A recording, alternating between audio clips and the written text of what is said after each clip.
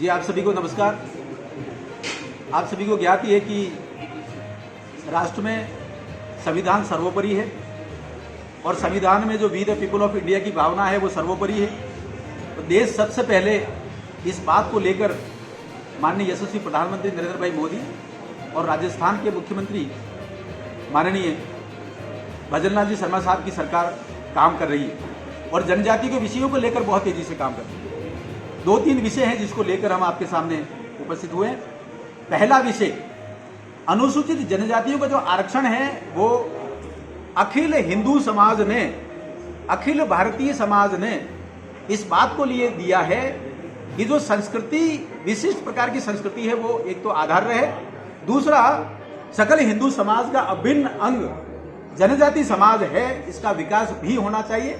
इसलिए आरक्षण और संरक्षण की नीति को संविधान में शामिल किया और संविधान के पैरामीटर महत्वपूर्ण हैं और पैरामीटर में आप देखेंगे तो अनुसूचित जातियां और अनुसूचित जनजातियां 2 महत्वपूर्ण श्रेणियां हैं।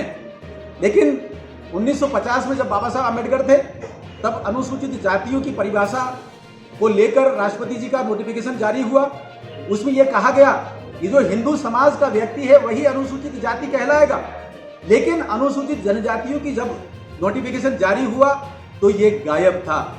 इसका अर्थ ये हुआ तत्कालीन सरकार ने अनुसूचित जनजातियों के साथ में एक बहुत बड़ा खेला कर दिया और जो धर्मांतरित लोग हैं, जो आदिवासियत को छोड़कर, आदिदेव महादेव की संस्कृति को छोड़कर जो ईसाई और इस्लाम मजहब में चले गए, रिलीजन में चले गए, वे वास्तव में अनुसूचित जनजाति के लिए पात्र नहीं होने चाहिए थे, लेकिन रख लिए।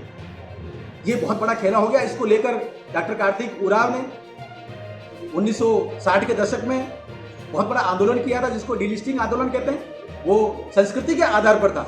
जिसने संस्कृति को अपना रखा है, जिसने पुरखों की संस्कृति को अपना रखा है, आदिवासी संस्कृति में वो है तो ही वो अनुसूचित जनजाति है। लेकिन जिसने संस्कृति छोड़ दी, जिसने आस्था परंपरा छोड़ दी, रूढ़ी परंपरा छोड़ दी, वो आदिवासी नहीं रहेगा। इस कारण वो अनुसूचित जनजाति भी नहीं रहेगी। ये डिलिस्टिंग आंदोलन है। ये इस आंदोलन को लेकर आज की तारीख में पूरे भारत के 22 राज्यों में जनजाति समाज आंदोलनरत है और केंद्र से, संसद से यह अपेक्षा करता है कि डिलिस्टिंग का यह कानून पारित हो।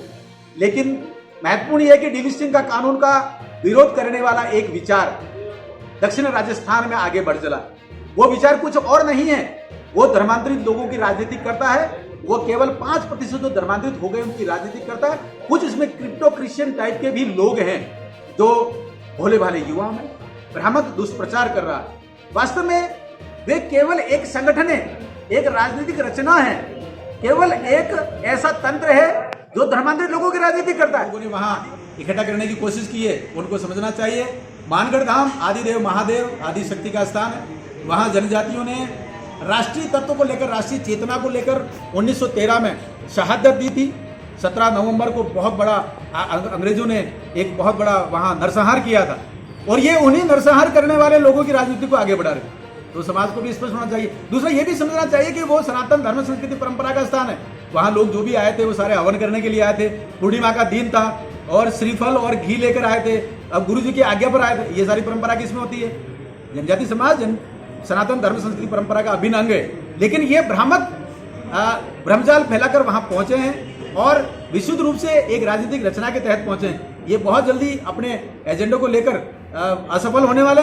ये भ्रामक है, केवल राजनीति के लिए गए और केवल एक संगठन है। वहां जनजाति समाज नहीं गया। जनजाति समाज आज भी धर्म संस्कृति परंपरा और संविधान को मानने वाला है। ये तो केवल एक संगठन गया है जो राजनीति करना चाहता है। पार्टी है जिन्होंने जनजाति के विकास को लेकर छत्तीसगढ़ और झारखंड जैसे राज्य बनाए और बहुत जगह निर्णायक भूमिका में आकर जनजातियों को ताकत दी है। लेकिन केवल कट्टरता फैलाने के लिए, केवल जातिवाद का जहर फैलाने के लिए, सामाजिक समरसता को खराब करने के लिए इस तरह की बातें होनी नहीं चाहिए। बाकी विकास की योजना सारी चल रही है, उनमें कैसे भागीदारी निभाई जा सकती है उसको लेकर आगे बढ़ना चाहिए। और जिनकी तरफ आप संकेत कर रहे हैं वे तो ना लोकसभा को मानते हैं, ना राज्यसभा को मानते हैं, ना आदिवासी को मानते हैं। अगर आदिवासी को मानते तो वो द्रौपदी मुर्मू जी आदिवासी की बेटी जब राष्ट्रपति के लिए खड़ी हुई थी तब उनको वोट देना चाहिए था। उन्होंने वोट नहीं दिया। एक ने तो वोट नहीं दिया और दूसरा गया किसी और को देके आया था। ये पूरा भ्रमजाल है। ये किसी और के इशारे पर काम कर रहे हैं। ये जनजातियों के लिए, आदिवासियों के लिए काम नहीं करना चाहते। लोग भी इनका सहयोग कर रहे हैं क्या? देखिए, जिन्होंने गलती की है, 3 जो शिक्षक हैं वो एपीओ हुए। माननीय मंत्री जी बाबूलाल खराड़ी जी ने प्रभारी मंत्री के रूप में जब डूंगरपुर में बैठक के लिए कलेक्टर को आदेश दिया, वो एपीओ हुए। और ऐसे बहुत सारे लोग हो सकते हैं जो वैचारिक प्रदूषण फैला रहे हैं, उन सभी के विरुद्ध सख्त कार्रवाई होनी चाहिए।